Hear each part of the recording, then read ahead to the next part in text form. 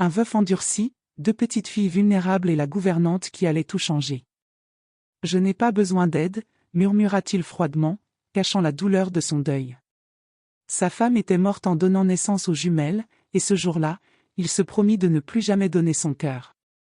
Mais lorsqu'une jeune veuve de 28 ans, pauvre et marquée par sa propre tristesse, apparut sur sa véranda au début d'un été aride, quelque chose commença à se transformer lentement, en silence, mais avec intensité.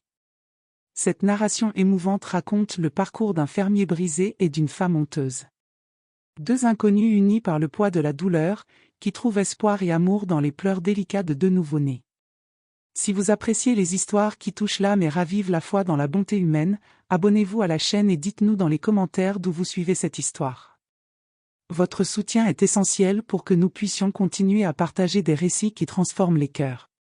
Le soleil se levait sur les collines arides du Texas lorsque Thomas Moreau entendit des cris perçants provenant de la maison. Ses bottes lourdes frappaient le plancher de bois alors qu'il courait vers la chambre. La sage-femme, Madame Espérance, apparut, le visage trempé de larmes, tenant les 2 petites créatures dans ses bras. « Monsieur Thomas », sa voix tremblait, « votre femme, elle n'a pas survécu. Mais les filles, elles sont vivantes. » Le monde de Thomas s'effondra à cet instant. Hélène, sa compagne depuis 10 ans, reposait immobile dans le lit qu'ils partageaient. Son visage serein semblait simplement dormir.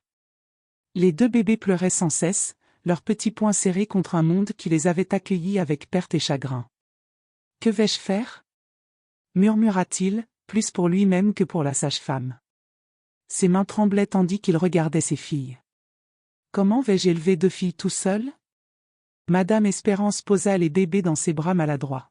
« Vous aurez besoin d'une nourrice, monsieur, et vite. » Les jours suivants se transformèrent en un cauchemar silencieux. Thomas tenta de s'occuper des jumelles, mais chaque cri lui rappelait l'absence d'Hélène. Il dormait à peine, mangeait peu, perdu entre les biberons qui ne fonctionnaient pas et les couches qu'il n'arrivait jamais à attacher correctement. La ferme commençait à dépérir avec son âme. Au 5e matin, alors que le désespoir commençait à le consumer complètement, une silhouette apparut au bout du chemin. Une femme mince, vêtue d'une robe simple et fanée, portait un petit paquet sur le dos. Ses pas étaient lents, fatigués, mais déterminés.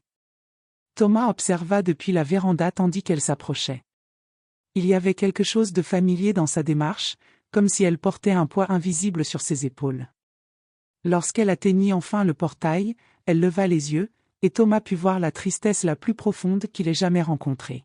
« Monsieur Moreau, dit-elle doucement, je m'appelle Clara. J'ai entendu dire que vous aviez besoin d'aide avec les bébés. » Thomas descendit lentement les marches, étudiant la femme devant lui. Elle semblait de son âge, peut-être un peu plus jeune, mais ses mains montraient les callosités du travail dur, et une ligne de tristesse profonde marquait ses yeux. « D'où venez-vous ? » « De la ville, » demanda-t-il avec méfiance. « Mon mari est mort à la mine il y a 3 mois. Je n'ai plus rien là-bas. » Elle hésita avant de continuer, « J'ai perdu mon bébé à la naissance, monsieur.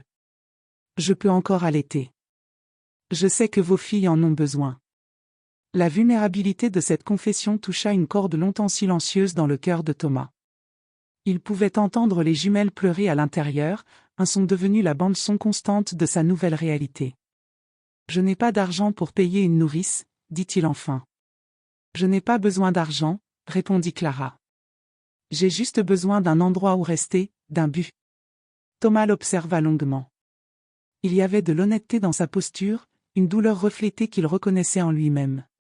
Contre tout instinct de rester isolé, il fit un geste vers la maison. À l'intérieur, les bébés pleuraient depuis des heures. Clara suivit le son des pleurs jusqu'à la chambre, et sans hésiter, prit la première bébé dans ses bras. En quelques secondes, les cris se transformèrent en soupirs apaisés. Thomas resta sur le pas de la porte, surpris. Cela faisait des semaines qu'il n'avait pas vu ses filles aussi calmes. Clara berçait la petite avec une naturelle qui semblait venir de quelque part de très profond dans son âme. « Comment s'appelle-t-elle » demanda-t-elle doucement. « Je n'ai pas encore donné de nom, » admit-il, honteux. Hélène voulait attendre pour voir leur visage. Clara hocha la tête avec compréhension, sans jugement. « Alors nous attendrons jusqu'à ce que vous soyez prêts. » Cette nuit-là, pour la première fois depuis la mort d'Hélène, Thomas réussit à dormir plus de 2 heures d'affilée. Au milieu de la nuit, il trouva Clara sur la chaise à bascule du salon avec une des jumelles dans les bras, chantonnant une berceuse doucement. La lune pleine entrait par la fenêtre, baignant la scène dans une lumière argentée. Pendant un moment, Thomas se permit d'imaginer qu'Hélène était encore là, que tout n'était qu'un terrible cauchemar. Mais quand Clara leva les yeux et le vit immobile dans l'encadrement de la porte, la réalité revint avec une force totale. « Désolé de vous avoir réveillé, murmura-t-il. Vous ne m'avez pas réveillé. Je n'arrive pas à beaucoup dormir ces temps-ci. » Il y avait une intimité étrange dans cette confession partagée dans l'obscurité. 2 inconnus unis par la perte, prenant soin de 2 vies fragiles représentant à la fois l'espoir et le souvenir douloureux. « Merci, dit Thomas enfin. Pour aujourd'hui ? Pour elle. » Clara hocha simplement la tête et continua de bercer le bébé. Thomas resta quelques minutes de plus à observer cette femme mystérieuse, qui était apparue comme une réponse à ses prières. Les semaines passèrent comme un fleuve lent et douloureux. Clara avait établi une routine silencieuse dans la maison, s'occupant des jumelles avec une dévotion presque sacrée. Thomas l'observait de loin, luttant contre des sentiments contradictoires qui grandissaient en lui comme des mauvaises herbes dans un sol fertile. Un après-midi particulièrement chaud, les fantômes du passé de Clara vinrent la hanter. Thomas était au grenier lorsqu'il entendit le bruit des chevaux s'approcher. 3 hommes descendirent de leur monture avec l'arrogance de ceux habitués à intimider les plus faibles. Le leader, un homme corpulent, s'avança vers la maison comme s'il en était le propriétaire. « C'est chez vous, Clara Dupont » cria-t-il. « Nous avons des affaires à régler. » Thomas accourut, ses bottes frappant le sol sec. À travers la fenêtre, il pouvait voir Clara, figée de peur, une des jumelles dans ses bras. « Puis-je vous aider ?» demanda-t-il, se plaçant entre les visiteurs et la porte. L'homme ricana. « Ce n'est pas toi que cela concerne, fermier. C'est avec la veuve là-dedans. Elle doit de l'argent à mon patron. »« Quel genre de dette ?» demanda Thomas. « Du genre qu'on paie avec des intérêts élevés et sans délai. Son mari a perdu beaucoup d'argent au jeu avant de mourir. Quelqu'un doit payer. » Clara apparut dans l'encadrement de la porte, pâle mais déterminée. « Je vous ai déjà dit que je n'ai pas l'argent, Santiago. Mon mari est mort sans rien laisser. »« Alors vous allez devoir trouver d'autres moyens pour régler cette dette, » répliqua Santiago avec un sourire cruel. « Je connais des endroits en ville où une belle femme peut gagner de l'argent rapidement. » L'air se chargea d'une menace invisible. Thomas sentit la colère monter dans sa gorge. « Sortez de ma propriété, » dit-il d'une voix basse mais chargée de menaces. Santiago éclata de rire. « Ou quoi ? Tu vas nous expulser ?» Thomas ne répondit pas par des mots. D'un geste fluide, il sortit le revolver de sa botte et le pointa sur la poitrine de l'agiote. Le silence s'étendit comme une corde tendue sur le point de se rompre. Santiago étudia le visage de Thomas, et visiblement mécontent, recula. « Ce n'est pas fini ici, » murmura-t-il. « La dette ne disparaîtra pas juste parce que tu as trouvé un protecteur, Clara. » Après leur départ, Thomas rangea son arme et se tourna vers Clara. Elle tremblait, la jumelle pleurant à cause de la peur qui régnait dans l'air. « Entre, » dit-il doucement. Dans la cuisine, Clara s'effondra sur une chaise, laissant enfin couler ses larmes. « Je ne savais pas qu'il savait que j'étais ici.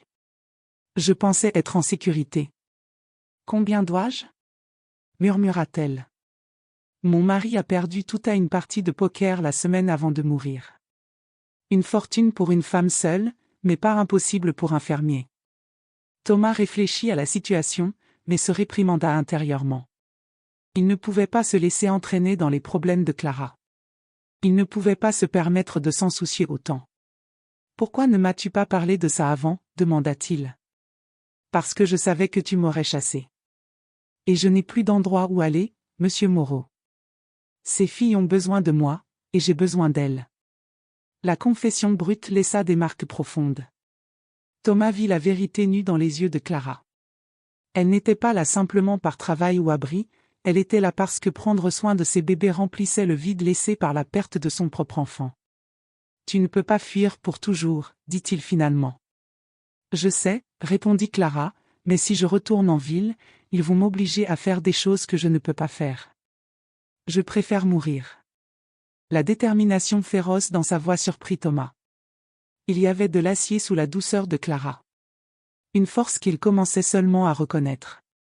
Cette nuit-là, alors que Clara se retirait dans la chambre avec les jumelles, Thomas s'assit sur la véranda avec une bouteille de whisky et des pensées tumultueuses. Clara n'essayait pas de remplacer Hélène ou de lui faire oublier son deuil. Elle comblait les espaces vides de sa vie doucement, sans forcer, comme l'eau qui trouve son chemin dans les fissures de la pierre.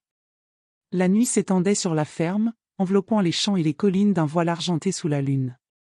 Thomas restait sur la véranda, le verre de whisky à moitié vide à la main, réfléchissant à la situation.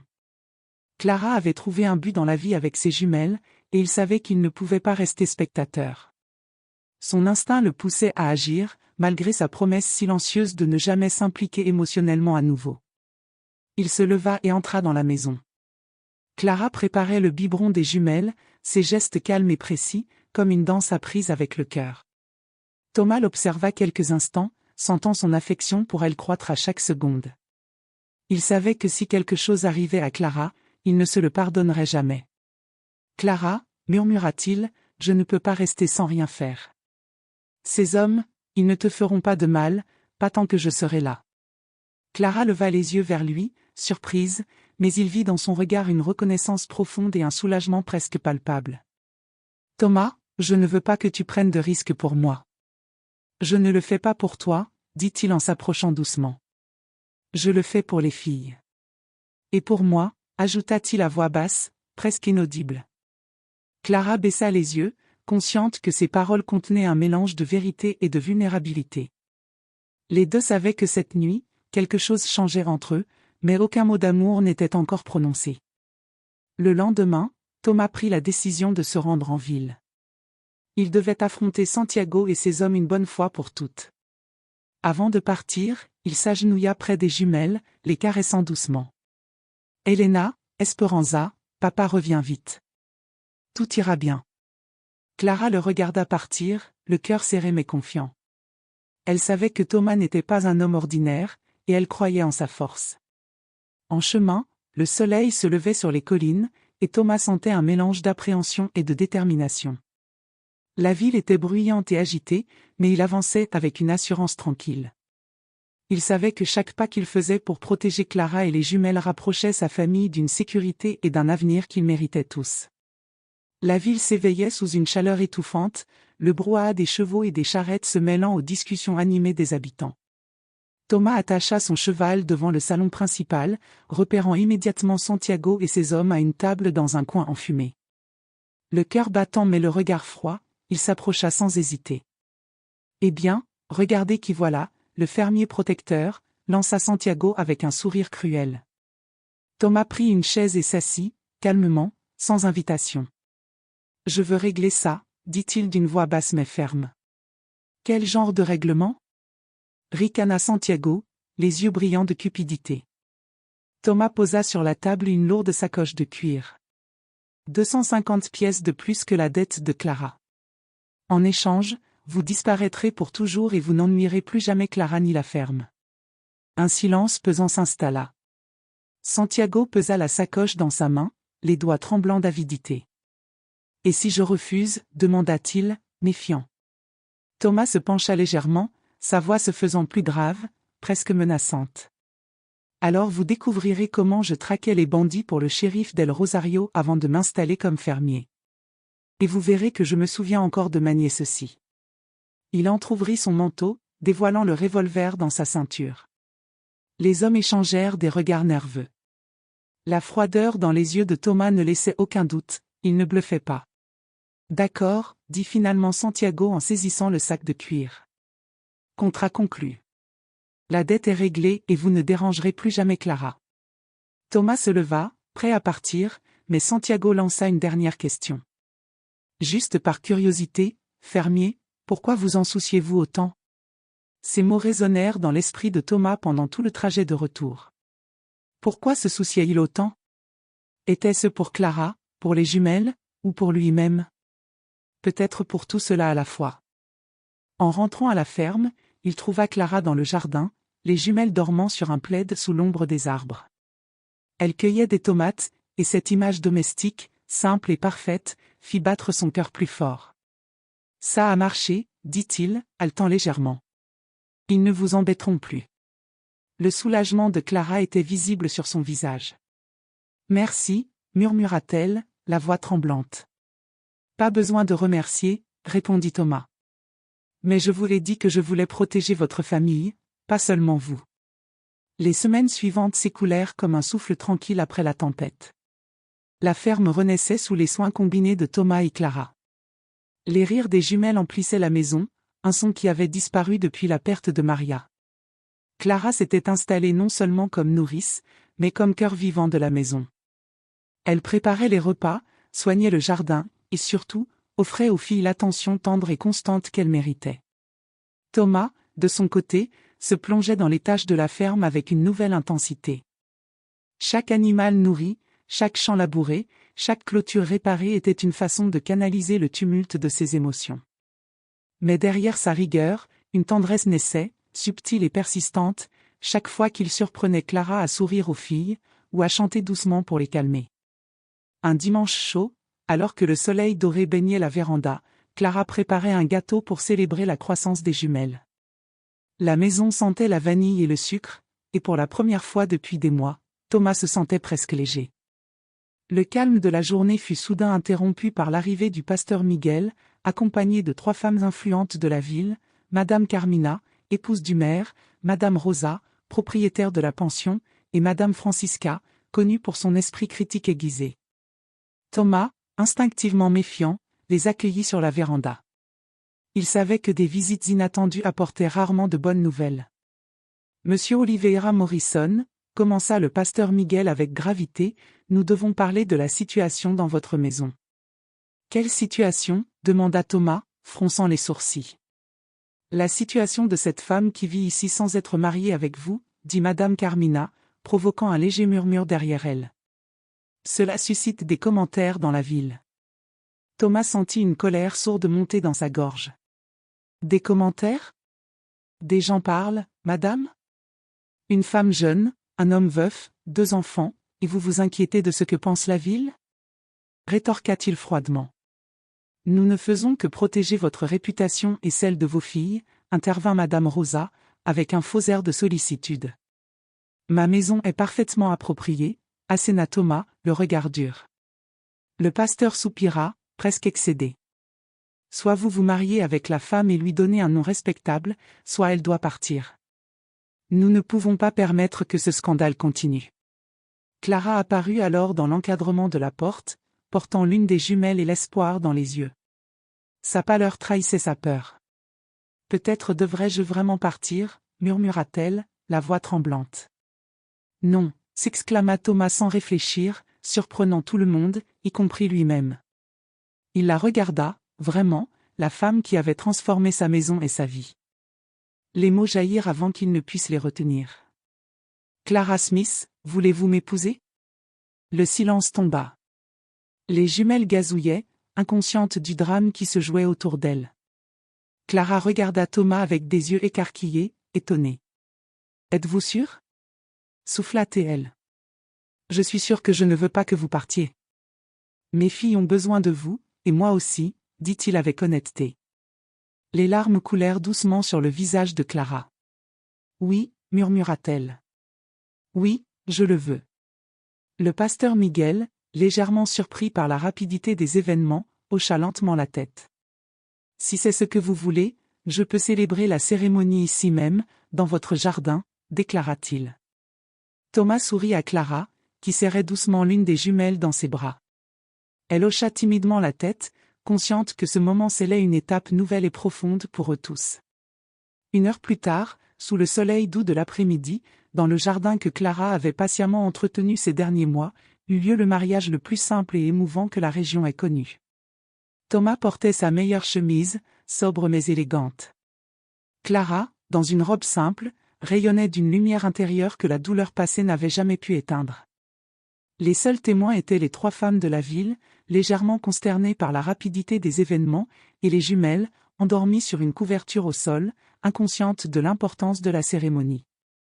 Il n'y avait ni bijoux somptueux, ni grande décoration, seulement 2 personnes brisées qui avaient trouvé un moyen de guérir ensemble. Lorsque le pasteur prononça les mots de conclusion, Thomas prit la main de Clara et l'embrassa doucement. Ce baiser n'était pas seulement un engagement légal, mais la promesse silencieuse d'un nouveau départ, d'un foyer reconstruit sur les cendres de la douleur. Les visiteurs repartirent rapidement, privés de matière à juger, tandis que Thomas et Clara restèrent seuls, observant le soleil descendre lentement à l'horizon.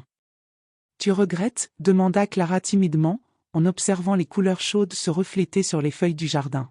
« Du mariage ? » ?»« Non » répondit-il avec un sourire sincère. « Mais, je dois être honnête » ajouta-t-il après un instant. « Je porte encore Elena dans mon cœur. » Clara sentit cette honnêteté sans rancune. « Je sais, et je porte encore Roberto.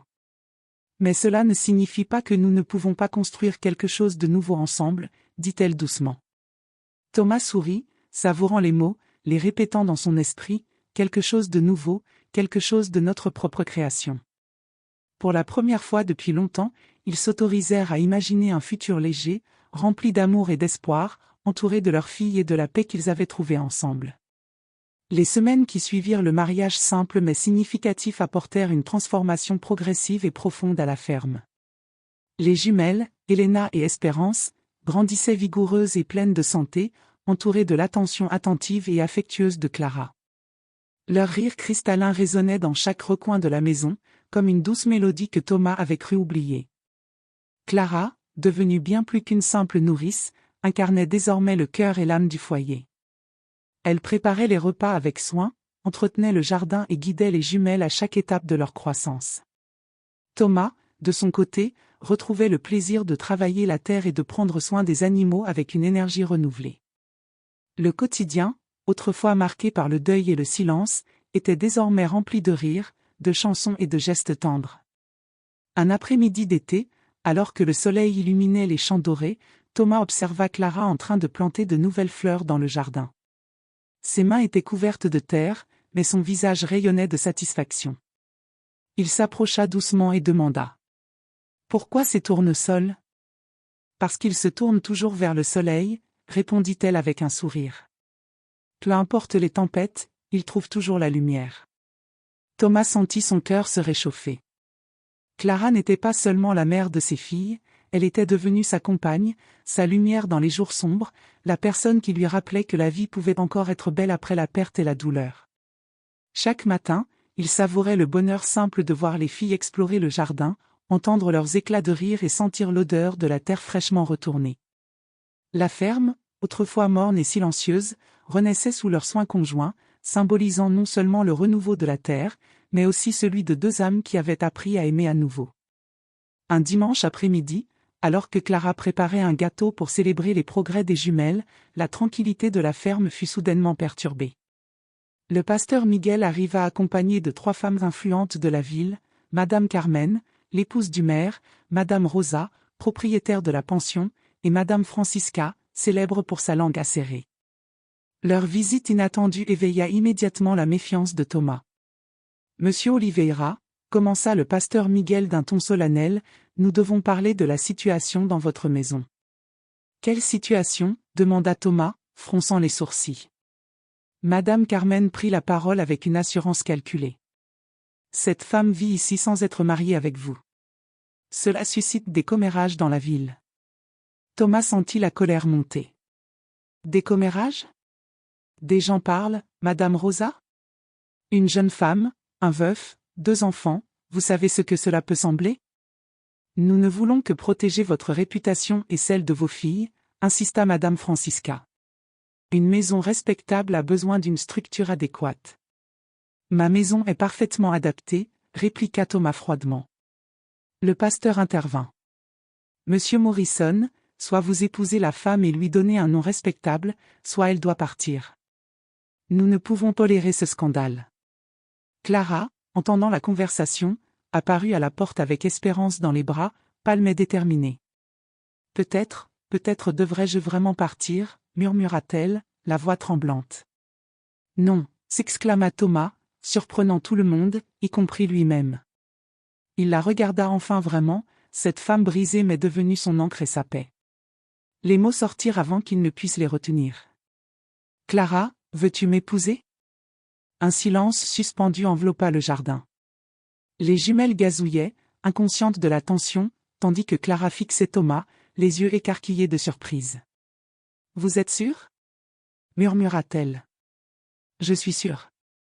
Je ne veux pas que tu partes.